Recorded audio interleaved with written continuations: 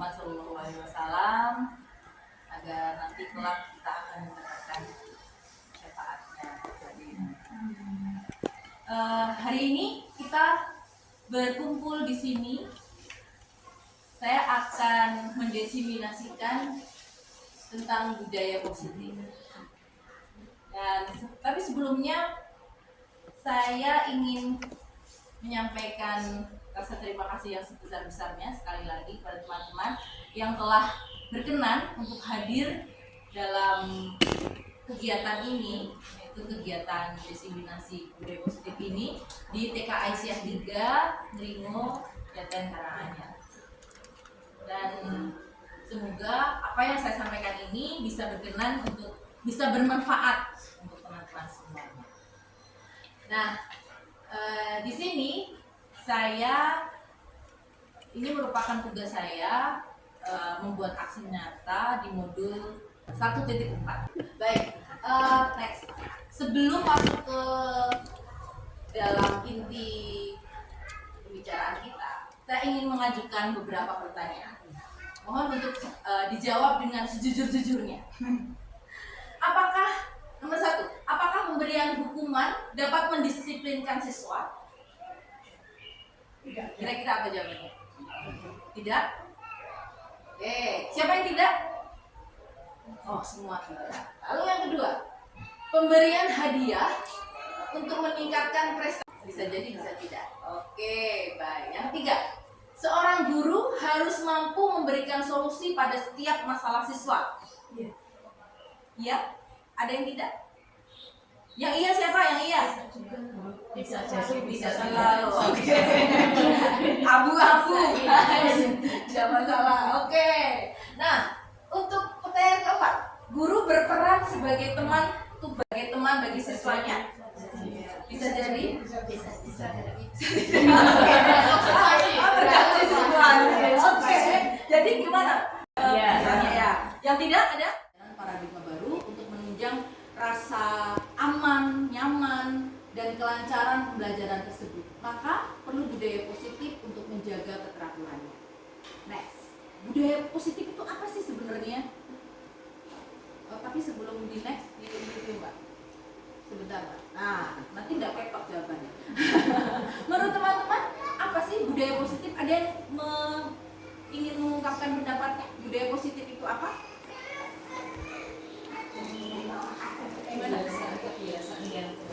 Kebiasaan yang baik. Ada lagi? Budaya positif.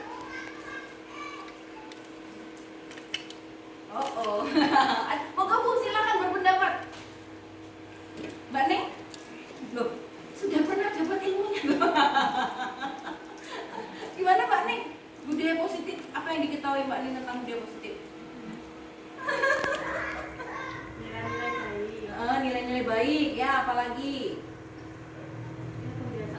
Pembiasaan baik juga. Oke, terima kasih. Baik, selanjutnya Mbak Fitri. Budaya positif yang saya tangkap dari pembelajaran yang saya dapatkan adalah perwujudan nilai-nilai keyakinan dan kebiasaan-kebiasaan sekolah yang berpihak pada murid agar murid dapat berkembang menjadi generasi yang kritis, hormat dan bertanggung jawab dan didasari oleh motivasi intrinsiknya. Ini yang perlu digaris besar, motivasi intrinsiknya. Silakan, Pak. Nah, di dalam budaya positif ini ada konsep-konsep inti yang diterangkan di sini, yaitu adanya disiplin positif, adanya motivasi perilaku manusia, hukuman dan penghargaan, ada posisi kontrol guru, keyakinan kelas atau sekolah, dan segitiga restitusi. Dari kelima hal ini, mana kira-kira dari 5 hal ini yang menurut panjenengan masih belum pernah mendengar atau belum pernah melihat atau belum pernah merasakan? Adakah? Semua sudah tahu ya ini tentang 5 hal ini ya? Sudah pernah mendengar maksudnya? Ya, sudah pernah mendengar. Baik. Next, Mbak.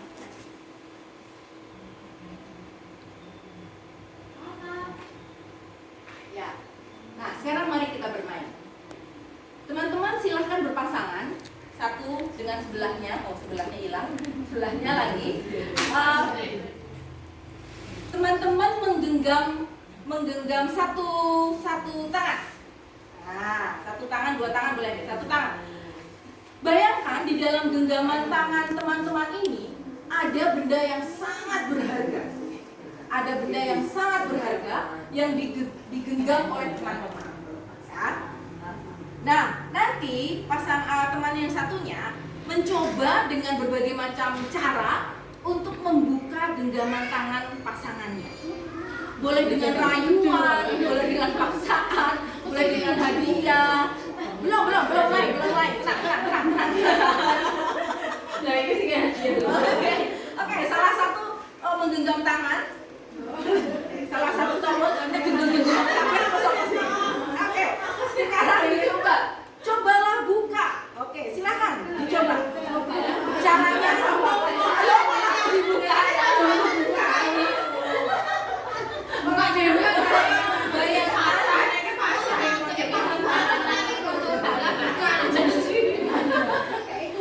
Bayangkan di dalam tangan teman-teman ini adalah benda berharga yang akan bayangkan.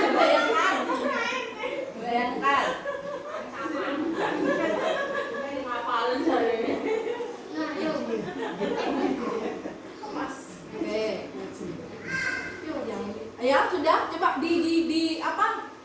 Yang satunya mencoba untuk membuka genggaman tangan yang teman satunya.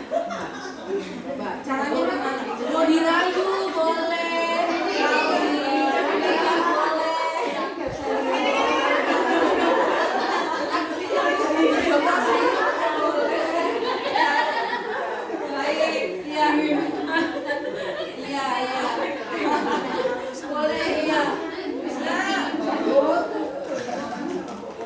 Ya, kira-kira tadi ada satu yang mempertahankan genggamannya. Nah, satu yang mempertahankan genggamannya ini bisa jadi ada yang berhasil terbuka, bisa jadi masih mempertahankan genggamannya. Di situ dirinya mengendalikan dirinya, mengelola dirinya untuk mempertahankan apa yang ada di dalam genggamannya. Tapi ada pula yang kena rayuan gombal, kemudian membuka tangannya dengan senang hati seperti itu ya. Ya, itu menandakan bahwa di dalam perilaku kita berinteraksi itu ada motivasi intrinsik dan ada motivasi ekstrinsik yang bisa menggerakkan kita untuk melakukan sesuatu. Seperti itu. Cut dulu, Mbak. Nah, itu tadi ya. Dalam permainan tadi kita di situ terlihat bagaimana ada motivasi ekstrinsik, ada motivasi intrinsik yang bisa menggerakkan kita untuk melakukan sesuatu. Nah, di sini terjadi pergeseran paradigma teori kontrol. Ya, jadi ketika orang itu mempunyai motivasi intrinsiknya kuat, itu dia akan memegang teguh apa yang dia yakini, memegang teguh apa yang dia maknai itu penting, itu prioritas, seperti itu. Nah, zaman dulu filosofi guru mengontrol murid, ya atau tidak? Dulu guru selalu mengontrol murid. Pokoknya apa yang dikatakan guru itu murid harus mengikuti. Apa yang disuruh guru, diperintah guru itu akan dilakukan oleh murid. Nah, tapi ternyata ada pergeseran paradigma. Baik. Lalu yang kedua, ilusi bahwa semua penguatan positif itu efektif dan bermanfaat. Di sini penguatan positif itu maksudnya kayak ini loh, pemberian hadiah gitu. Kalau kamu akan kalau kamu mau melakukan ini, maka aku akan memberikan hadiah. Itu dulu ini kita biasa ya seperti itu ya. Ayo nek kowe iso ini nanti tak kasih hadiah. Nah, hal-hal tersebut hanya berlaku pada jarak jangka waktu yang singkat. Bayangkan kalau kita setahun kita memberi hadiah terus sama murid kita, teman-temannya kita harus memberikan hadiah, memberikan istilah iming-iming seperti itu ya. agar dia bisa melakukan sesuatu. Itu motivasi eksklusif dari orang lain yang biasanya kita lakukan. Lalu ada ilusi bahwa kritik dan membuat orang merasa bersalah dapat menguatkan karakter. Jadi misalnya gini, oh kayak orang masak kayak bukan wis capek-capek gowo opo barangan kamu kok nggak mau melakukannya. Jadi kita membuat orang lain itu kayak merasa bersalah, playing victim lah gitu ya. Jadi kemudian membuat orang lain itu melakukan apa yang kita minta, seperti itu. Apa kowe ora mesake to nanti kalau guru dimarahi sama Pak Polisi gitu atau gimana. Jadi ada kata-kata dari kita yang istilahnya membuat diri orang lain itu merasa bersalah. Lalu kemudian ada ilusi bahwa orang dewasa itu masih kurang batin, memiliki hak untuk memaksa. Memiliki hak untuk memaksa. Jadi kita sebagai orang dewasa, alah wong kowe iki isih cilik, kamu tuh masih anak kemarin sore gitu kan. Jadi ada kadang-kadang ada orang yang merasa ketika dia sudah lebih tua dari orang lain, merasa berhak untuk memaksakan kehendaknya. Itu yang terjadi pada kita saat ini. Nah, tapi kemudian sebenarnya bagaimana seseorang itu bisa berubah dari paradigma stimulus respon dan pendekatan terhadap teori kontrol. Nah, di sini stimulus respon itu dari luar. Jadi ada stimulus dari luar, kemudian kita respon. Kalau pendekatan teori kontrol itu tadi ada motivasi intrinsik yang ada dalam diri kita, seperti itu. Nah, realitasnya dulu di stimulus respon, realitasnya kebutuhan kita sama. Menurut panjenengan kebutuhan kita sama nggak? Enggak sama. Ternyata nggak sama. Di dalam teori kontrol seperti itu. Realitasnya kebutuhan kita berbeda. Nah, di dalam stimulus respon, semua orang melihat hal sama.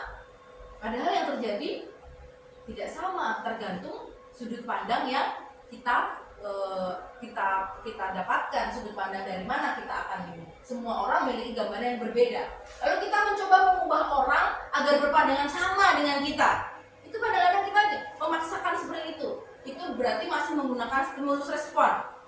Nah, dalam teori kontrol itu semua perilaku memiliki tujuan.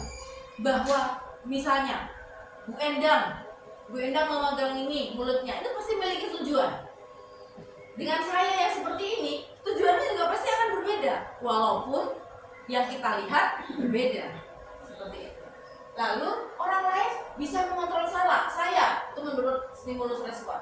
Tapi untuk teori kontrol, hanya Anda yang bisa mengontrol diri Anda. Hanya kita bisa mengendalikan diri kita. Orang lain tidak bisa kita kendalikan. Kita mengendalikan diri kita.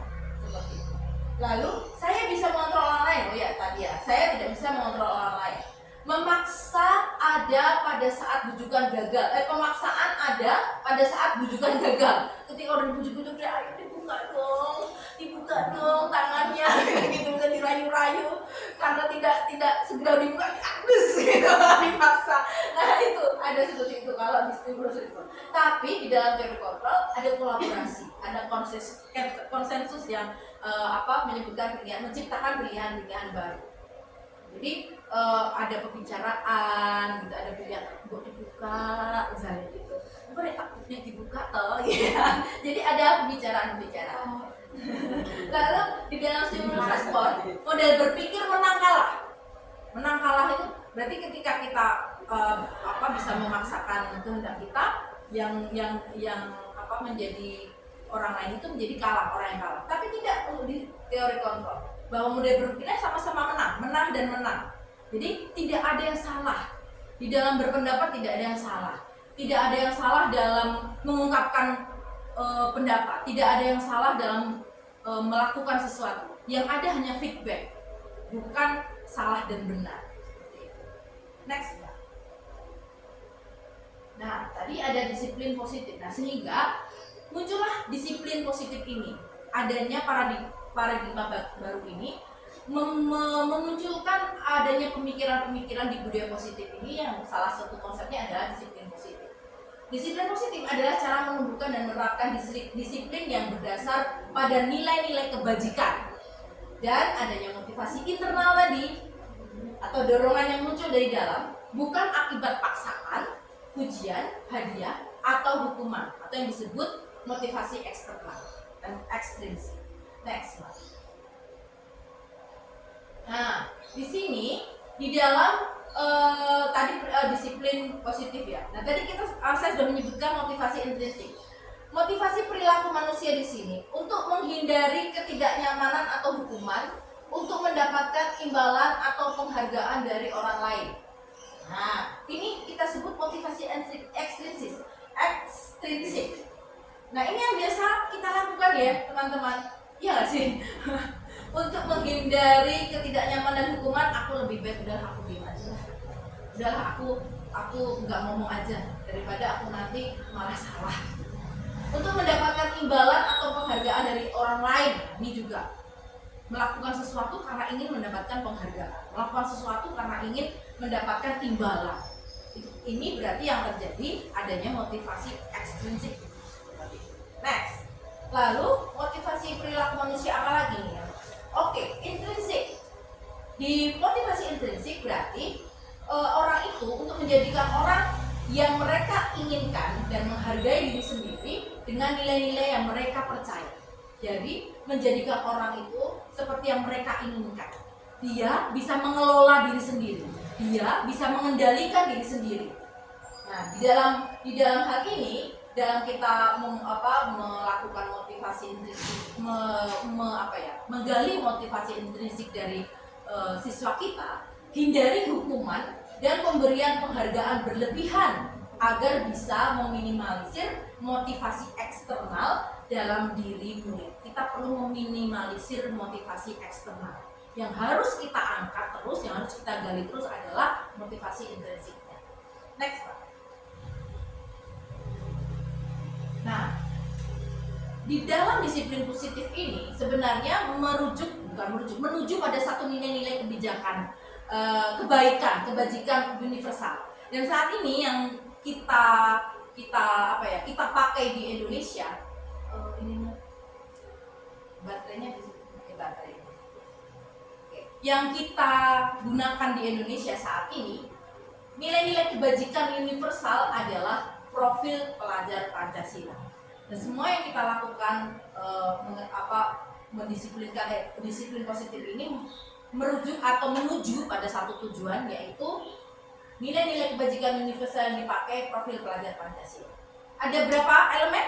Pelajar Pancasila beriman dan bertakwa pada Tuhan Yang Esa dan berakhlak mulia, berkebinekaan global, gotong royong mandiri, kreatif dan bernalar kritis. Wow, keren. Yang kita tuju dalam kenapa kita menggunakan disiplin positif ini adalah bahwa kita akan membuat nilai-nilai kebajikan universal ini bisa tertanam dalam diri murid kita. Next. Nah, dalam teori motivasi hukuman dan penghargaan, di sini ada motivasi perilaku manusia. Tadi sudah saya katakan, untuk menghindari ketidaknyamanan, untuk mendapatkan imbalan, penghargaan, menjadi orang yang mereka inginkan dan menghargai diri sendiri dengan nilai yang mereka percaya. Nah, disinilah motivasi perilaku manusia. Kita inginnya anak-anak kita lebih cenderung ke motivasi intrinsik ini, lebih tinggi di situ, tapi meminimalkan motivasi ekstrinsik. Untuk apa sebenarnya semua itu? Nah, ternyata untuk tadi menuju ke profil pelajar Pancasila. Next. Nah, di sini juga ada hukuman, konsekuensi, dan restitusi. Hukuman ini biasanya tidak terencana, bersifat satu arah. Bisa berupa hukuman fisik, psikis, dan kata-kata kasar. Nah, misalnya contohnya ada seorang guru PJOK atau guru kelas, anaknya terlambat. Nah, ketika terlambat itu, kamu terlambat. Sekarang silakan kamu ke WC, digosok WC-nya. Nah, itu namanya hukuman. itu hukuman tidak terencana, bersikap satu arah, bisa berupa hukuman fisik, psikis, dan kata-kata kasar. Biasanya guru-guru yang memberikan hukuman itu nadanya tinggi, kasar seperti itu, dan apa ya istilahnya yang bule-bule gitu, mencari-cari kesalahan muridnya seperti itu. Nah, beda lagi dengan konsekuensi. Konsekuensi ini lebih bersifat terencana. Sudah disepakati, bentuk-bentuk konsekuensi dibuat oleh pihak guru atau sekolah. Nah, kalau kita memberikan konsekuensi, dalam kita belajar gitu ya misalnya, anak-anak ada yang misalnya ketinggalan buku pelajaran misalnya, atau seragamnya tidak sama atau salah seragam gitu. Kalau di anak-anak TK kan anak salah seragam ya paling ya, lupa gitu. Nah, ketika kita menegur anak itu, kamu tahu nggak bahwa hari ini seragamnya adalah ini? Iya Bu, tahu. Kalau begitu, kalau misalnya di kelas-kelas yang jenjang atas kan, kalau begitu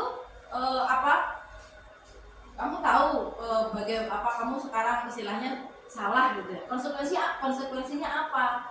Kita kan sudah tahu ya peraturannya. Kalau di jenjang atas seperti itu ya. Kalau kita kan nggak mungkin ya kasih konsekuensi ke anak kita suruh pulang gitu, nggak mungkin ya. Kalau di jenjang atas, nah kalau gitu karena kamu seragamnya salah berbeda, kamu silahkan nanti silahkan misalnya dari hukumannya itu sesuai dengan apa yang sudah disepakati di sekolah, sudah disiapkan karena dia tidak mengenakan seragam yang benar. Nah, sementara restitusi adalah proses menciptakan kondisi bagi murid untuk memperbaiki kesalahan mereka sehingga mereka bisa kembali kepada kelompok mereka, pada karakter yang lebih kuat. Jadi mereka di sini ada dialog, di sini ada percakapan yang kemudian bisa memunculkan kesadaran pada diri anak tersebut. Next, pada diri anak tersebut. Nah, teman-teman, ternyata ketika kita memberikan penghargaan tadi ya, terus kemudian memberikan hadiah, itu ternyata itu juga tidak terlalu tepat. Nah, dalam pemberian penghargaan ini ternyata ada yang namanya kita dihukum oleh penghargaan. Nah, ketika kita merasakan, pernah nggak sih ketika kita kita mendapatkan penghargaan tapi malah teman-teman kita jadi menjauh? Kita sering juara 1 dulu zaman dulu, tapi teman-teman kita malah tidak mau berteman dengan kita karena menurut mereka kita terlalu pintar misalnya gitu kan. Ada seperti itu.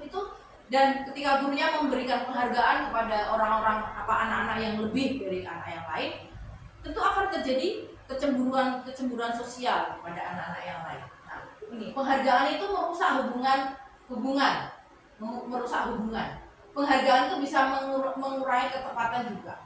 Ketika penghargaan itu juga bisa mengurangi kualitas. Orang yang sering dikasih hadiah, nanti kalau aku gini, udah segini aja udah cukup. Sudah segini aja. Akhirnya malah dia tidak mau meningkatkan kualitas dirinya. Penghargaan juga mematikan kreativitas. Karena sudah sering mendapatkan penghargaan atas sesuatu, dia menjadi tidak mau lebih dari apa yang sudah dia dapat saat ini. Next. Nah, di sini tadi konsep-konsepnya dari budaya positif ada posisi kontrol seorang guru. Nah, kita sebagai guru ada 5 posisi kontrol, yaitu penghukum, pembuat rasa bersalah. Gimana kalau misalnya kita menghukum terus, apa yang terjadi pada anak-anak kita? Kira-kira minder ya, lagi tidak percaya diri, serba takut gitu ya, apa-apa mau maju sedikit nggak mau, disuruh apa-apa sedikit nggak mau, seperti itu. Lalu ada juga si pembuat merasa bersalah. Posisi kontrol kita sebagai guru ketika kita sebagai pembuat merasa bersalah, ini muridnya tuh jadi nggak percaya kalau kita istilahnya jadi malah kira-kira jadi apa yang terjadi ketika kita ini menjadi posisi kontrolnya pembuat merasa bersalah ini. Kira-kira seperti apa yang terjadi pada anak kita? dia selalu merasa disalahkan, selalu pokok rasa tertekan gitu. Apa-apa kok aku tuh salah, tuh aku lagi ngene kok salah gitu. Rasa disalahkan terus kemudian. Nah, kalau posisi kontrol kita sebagai teman, itu berarti kita ini ya, iya nak, itu seperti teman ya, ya. Tapi ternyata itu tidak terlalu tepat juga, karena ketika posisi kita sebagai teman, anak-anak kita tuh malah jadi tergantung sama kita, malah jadi apa ya istilahnya ya, sangat tidak mau tidak mau lepas gitu ya, tergantung sama kita. Apa-apa harus sama bu guru yang ini, apa-apa milihnya sama bu guru yang ini, karena dia merasa cocok, karena dia merasa lebih senang kalau dengan guru yang ini. Ternyata tidak terlalu tepat juga ya kalau kita berposisi sebagai teman. Nah, kalau sebagai pemantau, ini kita lebih ke apa ya, tetap ramah, tetap baik, tapi tetap tegas. Kita kepada anak itu kita mengembalikan istilahnya, ayo tadi kan peraturan kita kan harus sayang teman ya, gitu. Gimana kalau sayang teman? Kita tetap mengingatkan anak kita tentang kesepakatan atau aturan-aturan di sekolah. Jadi tetap memantau bahwa apa yang diperbuat anak ini tidak sesuai nih dengan si control manager. Guru senantiasa mau berdialog dan berbuat bersama murid sehingga murid mampu mempertanggungjawabkan perilakunya dan memfasilitasi murid agar dapat menemukan solusi atas permasalahannya sendiri. Ketika kita berposisi sebagai manajer, gimana sih kalau manajer di perusahaan gitu ya, manajer di perusahaan atau manajer jadi mengelola.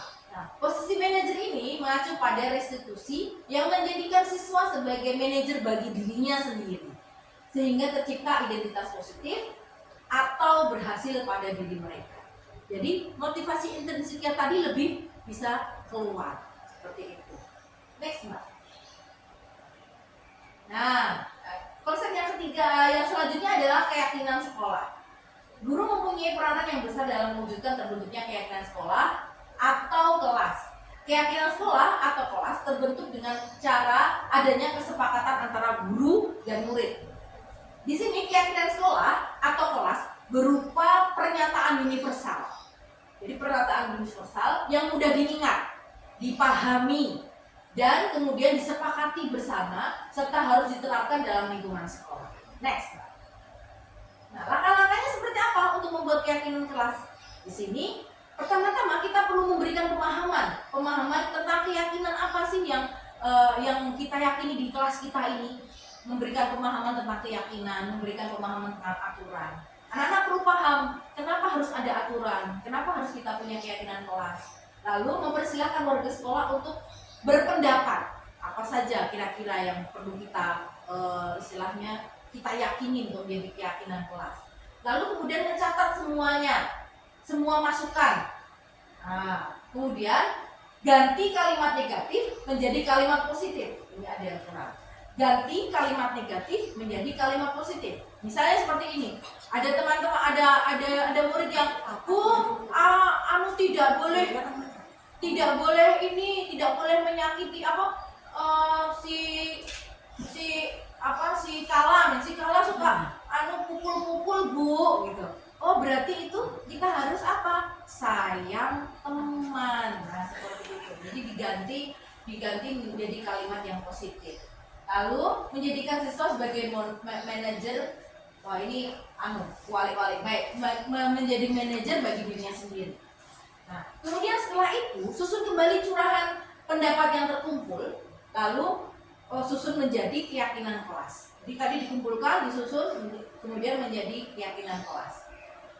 Nah, yang selanjutnya tinjau ulang keyakinan kelas yang sudah tersusun. Ini sudah tepat belum? Ada yang perlu ditambah lagi atau tidak? Seperti itu. Nah, keyakinan kelas ditempel di dinding kelas. Boleh ditempel, boleh ditulis. Next, Mbak. Nah, ini yang terjadi di kelas saya. Ya, kelas kita tertib dan teratur. Banyak ulangi lagi. Apa yang perlu kita lakukan? Berdoa. Apa lagi? Sayang teman. Apa?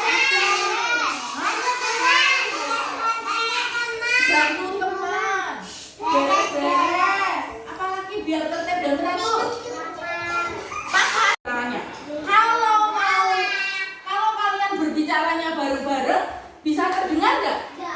Tidak terdengar ya. Berarti bicaranya gimana? Harus satu-satu. Peraturannya adalah ya, sepakat nggak kalau sebelum bicara harus angkat tangan dulu? Oke. Bentar. Kalau mau berbicara harus apa? Angkat tangan dulu. Lalu Bu Pandan akan menunjuk siapa yang mau bicara dulu. Nah, hari ini Bu Pandan mau dengar cerita kalian. Apa yang kalian lakukan setelah bangun tidur? Ingat-ingat, tadi bangun tidur ngapain ya? Ose. Ingat, tadi kalau mau bicara harus angkat tangan dulu. Ada yang mau cerita? Oke, bentar. Oke, Ila, silakan cerita.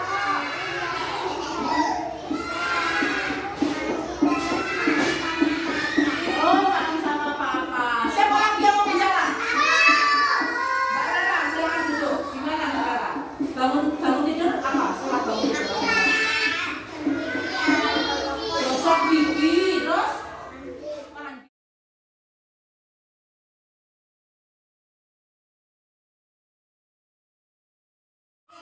Jika kita mau main, ada peraturannya. 1, sayang teman. 2, kerjasama. 3, bergantian. 4, beres-beres. 5, harus sabar. 6, ikut aturan.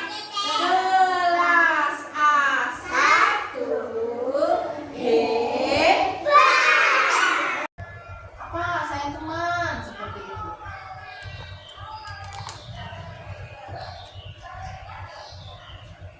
Di sini saya menyebutkan kalau kalian berbicara semua, apakah kalian bisa mendengar? Oh tidak bisa. Jadi apa yang harus kita lakukan? Bagaimana kalau kita angkat tangan sebelum bicara? Nah,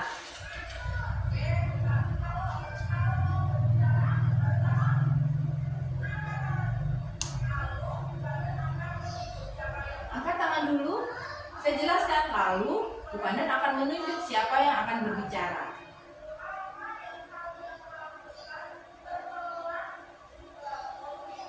Nah, ini saya beri pertanyaan, apa yang kalian lakukan setelah bangun tidur? Dan itu untuk prakteknya.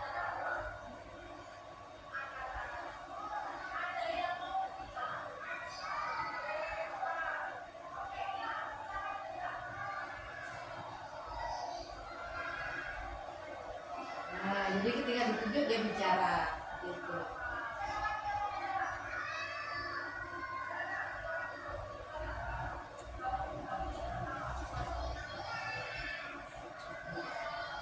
Ya, jadi langsung peraturan keyakinan kelas yang sudah kita pilih ini langsung dipraktekkan dulu agar menjadi sebuah kebiasaan. Nah, di sini saya tuliskan kesepakatannya dan kemudian saya membuat kita nyanyikan kesepakatan itu.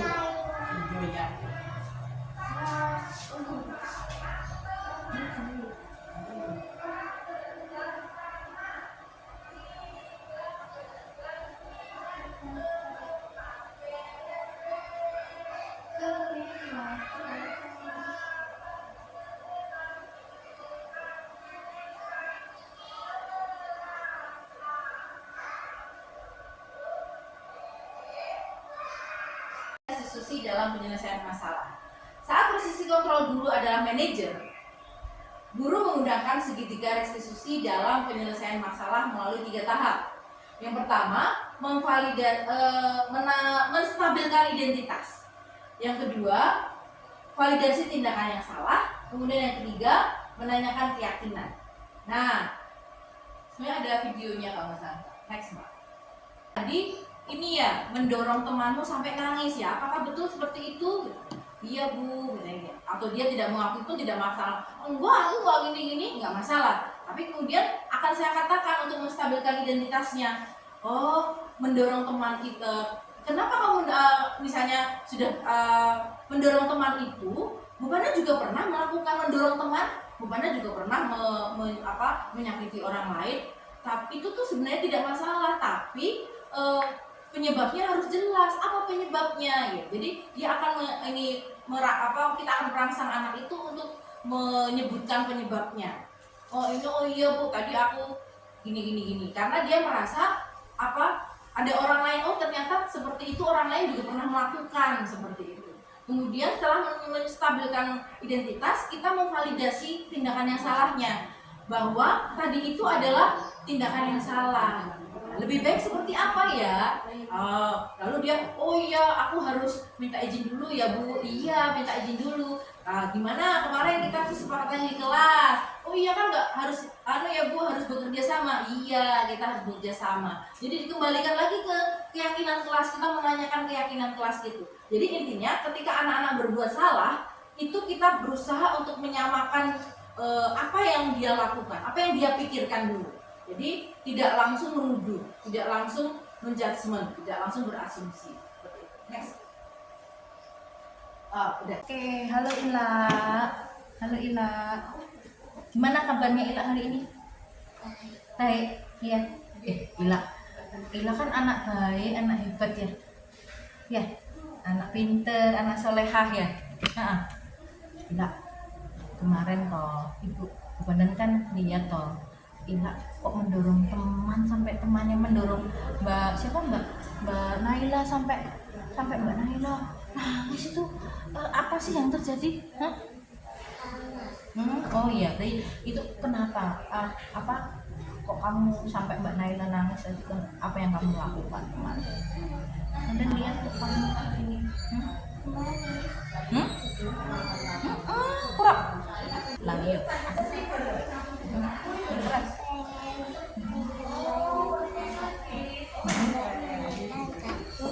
Oh, kamu yang pinjam mainan Mbak Naila enggak boleh. Lalu apa yang kamu lakukan ke Mbak Naila? Apa? Ya tadi apa yang dikatakan tadi? Kamu apa?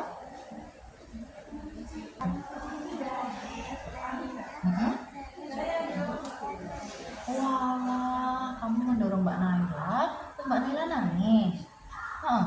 Oh iya memang sih. Kalau pinjam mainan terus nggak diizinkan, rasanya kesel ya, anyel gitu ya. Mbak Ila anyel gitu ya. Badan juga dulu pernah anyel kayak gitu, karena nggak dipinjemin mainan temen dulu waktu kecil pernah terus anyel gitu, terus itu karena terus habis itu badan mukul teman juga pernah dulu, terus temannya sampai nangis. Sama ya, kita pernah melakukan itu ya. Mbak Ila sebentar, Mbak Ila kan kalau anyel itu boleh Mbak Naila, Mbak Ila boleh anyel kesel boleh, tapi toh kalau misalnya anyel kesel gitu, sebel sama orang lain gitu, kira-kira selain memukul lebih baik melakukan apa Mbak Ila? Kalau lagi kesel gitu, apa yang kamu lakukan Mbak Ila? Oh, nggak melakukan apa-apa, diem berarti, diem. Terus kalau mau pinjem bagusnya gimana? Langsung direbut gitu atau minta izin dulu? Minta izin ya. Oh iya, apakah kemarin Mbak Ila sudah minta izin? Belum ya? Ya Allah, iya. Mbak Ila inget toh yang suka nyanyi itu, jika kita mau main ada peraturannya. Ada satu, kerja sama, apalagi dua, sayang teman. Keren. Kalau sayang teman kira-kira boleh memukul nggak ya? Boleh mendorong nggak ya Mbak Ila? Nggak boleh ya. Oke Mbak Ila, berarti apakah Mbak Ila ketika mendorong itu, terus sekarang Mbak Ila tahu nggak itu salah? Itu salah atau benar? Salah. Oh gini ya, ini gimana kalau salah? Ini tekot gitu ya, gini ya, ini salah ya. Iya. Berarti nanti lain kali boleh seperti itu lagi tidak? Boleh tidak? Nah setelah ini apa yang akan kamu katakan kepada Naila setelah ini? Kalau sudah salah seperti itu, apa yang harus dikatakan? Minta maaf ya. Terus habis minta maaf, apakah akan dilakukan lagi? Tidak dilakukan ya. Oke, keren sekali. Berarti kalau nanti lagi kalau Mbak Ila mau pinjem, apa yang harus dilakukan Mbak Ila? Hmm? Kalau mau pinjem mainan, apa yang harus dilakukan? Hmm? Harus apa? Harus izin dulu. Wah, keren, anak hebat. Terus dulu sama badan. Oke, terima kasih ya, anak hebat, anak baik.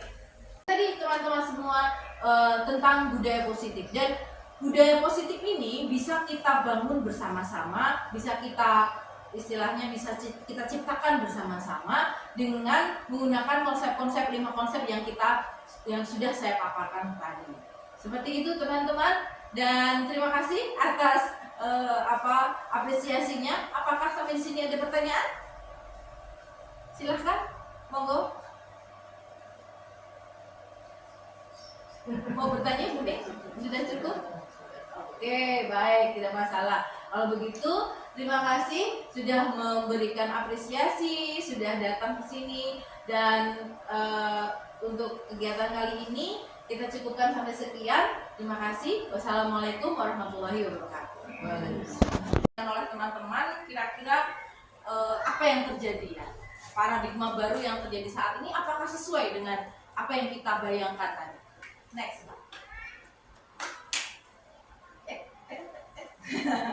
Tadi ini ya mendorong temanmu sampai nangis ya. Apakah betul seperti itu? Iya bu, atau dia tidak mengaku itu tidak masalah. Enggak gini enggak masalah. Tapi kemudian akan saya katakan untuk menstabilkan identitasnya. Oh, mendorong teman kita. Kenapa kamu misalnya sudah mendorong teman itu? Bupana juga pernah melakukan mendorong teman. Bupana juga pernah menyakiti orang lain, tapi itu tuh sebenarnya tidak masalah, tapi penyebabnya harus jelas. Apa penyebabnya ya? Jadi dia akan kita akan merangsang anak itu untuk menyebutkan penyebabnya. Oh iya bu, tadi aku gini, karena dia merasa ada orang lain, oh ternyata seperti itu, orang lain juga pernah melakukan seperti itu. Kemudian setelah menstabilkan identitas, kita memvalidasi tindakan yang salahnya, bahwa tadi itu adalah tindakan yang salah. Lebih baik seperti apa ya? Lalu dia, oh iya aku harus minta izin dulu ya bu. Iya minta izin dulu. Gimana kemarin kita kesepakatan di kelas? Oh iya kan nggak harus ya bu, harus bekerja sama. Iya kita harus bekerja sama. Jadi dikembalikan lagi ke keyakinan kelas, kita menanyakan keyakinan kelas gitu. Jadi intinya ketika anak-anak berbuat salah, itu kita berusaha untuk menyamakan apa yang dia lakukan, apa yang dia pikirkan dulu. Jadi tidak langsung menuduh, tidak langsung menjudgment, tidak langsung berasumsi. Next. Udah ternyata sudah stop. Nah itu tadi teman-teman semua tentang budaya positif, dan budaya positif ini bisa kita bangun bersama-sama, bisa kita istilahnya bisa kita ciptakan bersama-sama dengan menggunakan konsep-konsep 5 konsep yang sudah saya paparkan tadi. Seperti itu teman-teman, dan terima kasih atas apresiasinya. Apakah sampai di sini ada pertanyaan? Silahkan, monggo. Mau bertanya Budi? Sudah cukup? Oke, baik, tidak masalah.